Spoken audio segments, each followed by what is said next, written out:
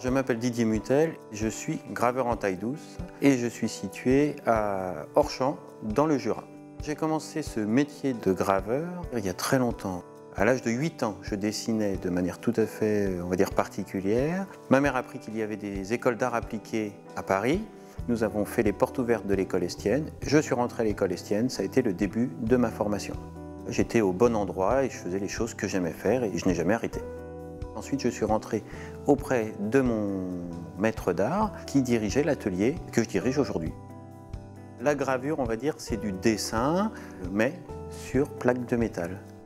On peut faire un creux à l'aide de pointes, à l'aide d'acide. On peut le faire à l'aide d'outils mécaniques. Une fois que ce creux est fait, on met l'encre à l'intérieur du creux et on passe sous presse. Donc l'encre qui est restée dans les creux se reporte sur la feuille de papier. Une fois que la plaque de métal est gravée, on peut l'imprimer à plusieurs exemplaires. Mon métier est traditionnel, tout simplement dans le sens où il remonte à plusieurs siècles. L'atelier que je dirige a été fondé en 1793.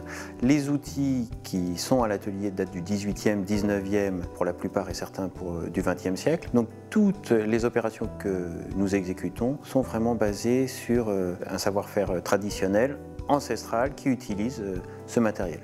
Donc les outils fonctionnent parfaitement, les savoir-faire sont tout à fait au point. À nous de définir maintenant les œuvres qu'on va présenter de manière tout à fait contemporaine. L'atelier a réouvert officiellement ses portes ce 31 mai 2014. C'est mon maître d'art qui a réouvert l'atelier, qui me l'a transmis à ce moment-là.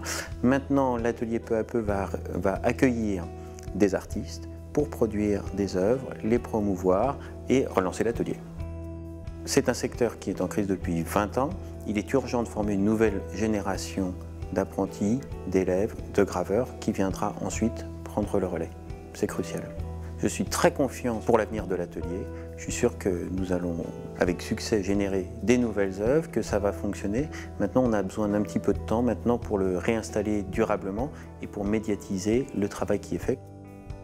Par l'histoire de l'atelier, les créations ont toujours été tournées vers l'étranger. Ça se confirme encore plus aujourd'hui puisque ça fait la quasi-totalité du chiffre d'affaires de l'atelier.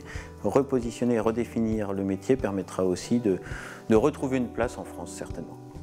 La gravure était par le passé utilisée dans de nombreux champs d'application et pour des raisons de coût, ça s'est arrêté. La gravure a disparu de beaucoup de secteurs. Ça me paraît très intéressant aujourd'hui de la réintroduire, mais avec une vision artistique dans des secteurs où elle a disparu.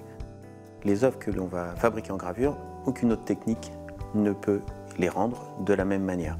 Au niveau des papiers, des textures, au niveau de la profondeur nez noir, de la douceur des gris.